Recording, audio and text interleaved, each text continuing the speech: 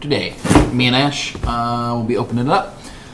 And we have a couple of announcements. Hopefully we should be going a little quicker. Me and Ash will be working this week on getting our setup at our house, so you won't see the familiar black and red, or mountain and swamp, but you will see a different, less clean setup.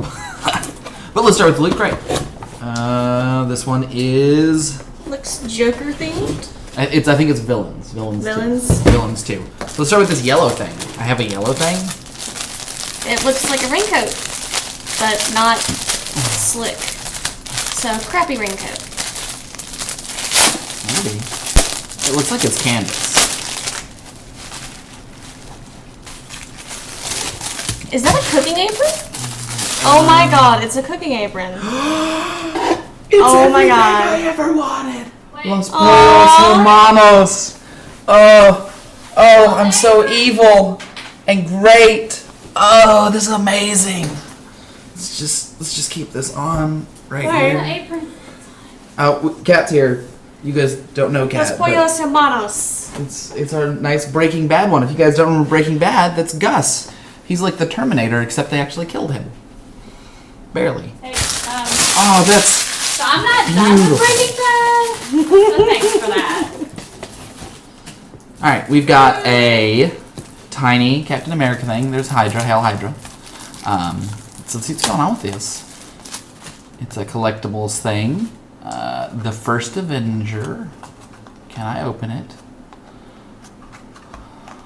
Maybe. Wait.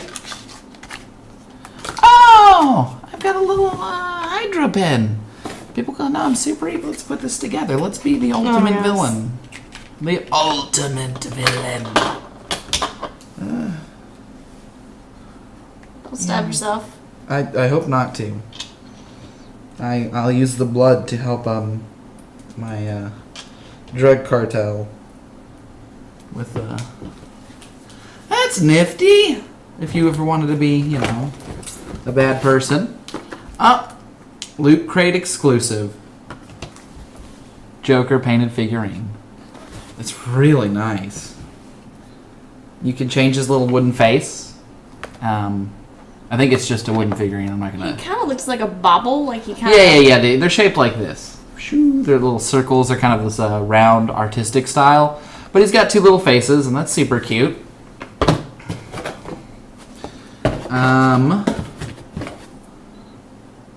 There's right here. We've got a nice little smile going. Looks like Venom. Yeah. Right. It comes with a poster of some sort. Some laughing. No, not a poster. Sorry, it's the magazine. That's I was talking about that. And they kind of have the things going on in here.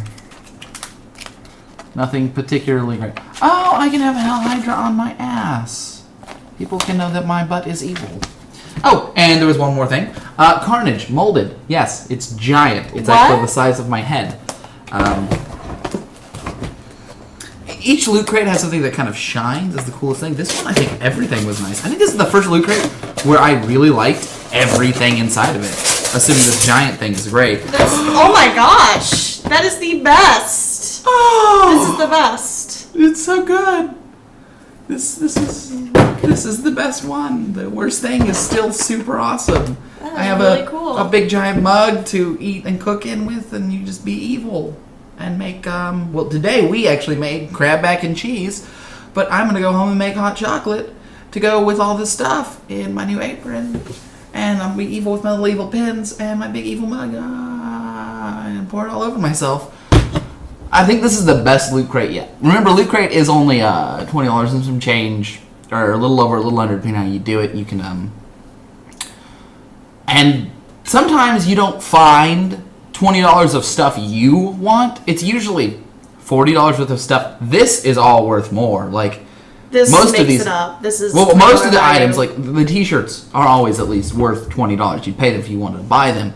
You get other stuff, so it's more of like this just random smattering of cool stuff, like this sweet mug. Oh, this stuff's so good. But the other part with it to remember for Loot Crate is if you're a nerdy person, like we're nerdy people, and Brad and Kat are nerdy people, is that you get stuff to give to people. I have my Christmas and birthday stocking stuffers full You know, I mean, I'm going to keep this sweet cup. This is one of the first ones where I like a lot of these things. But if I had a really big Spider-Man or Carnage fan, like, this would just be heading right on out to somebody else. Or if I had a really big Breaking Bad fan, bigger than myself, then I've got this sweet apron to give out. And there's all sorts of stuff. You guys see us opening these up. But if you have nerdy people in your life and you can afford $20 a month, which, you know, does add up, it's $240 for the year. At the same time, you get something to look forward to. I mean, every day, or not every day, most days you go to work, come home, go to work, come home. There's a little bit here and there in between, but having something once a month that just adds a lot, adds quite a bit.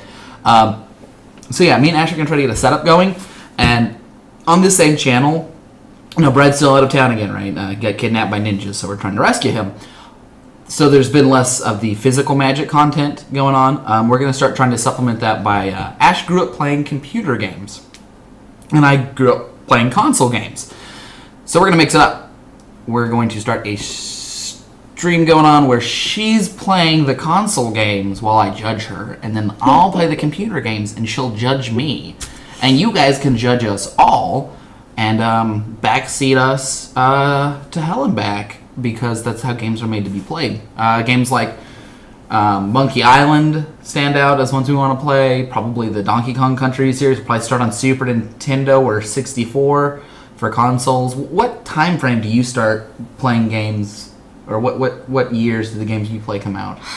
I actually don't know the years very well.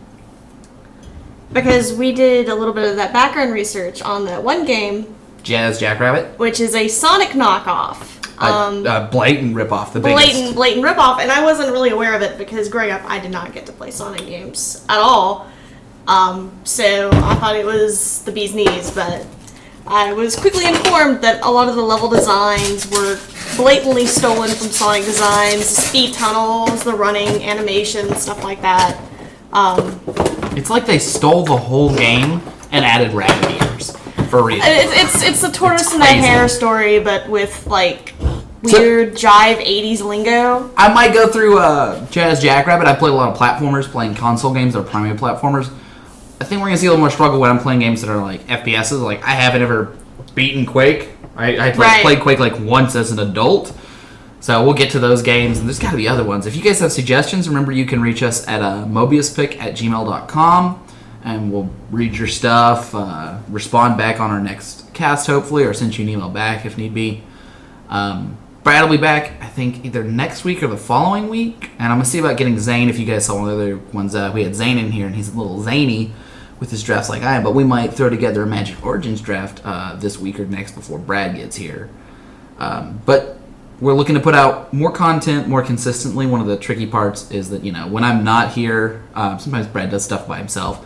Trying to convince him to do his Heroes of the Storm. He plays Heroes of the Storm some, and put that up. But when he's out of town, it's easier when I have a setup at my house as opposed to breaking into Brad's house over here and get on my evil swag with my evil cup and doing evil things on our evil channel. And eat all his food. And eat all his food. We brought the food and cooked it here. Using all his pots and water. But, so yeah, the plan is to get more content more regularly. We want to have something up just about every day. Probably not 7 days a week, but we're looking to move from once or twice a week to 3 or 4 times a week. So that's the plan, guys. Just a small update, and we'll see you in the future. Always pick.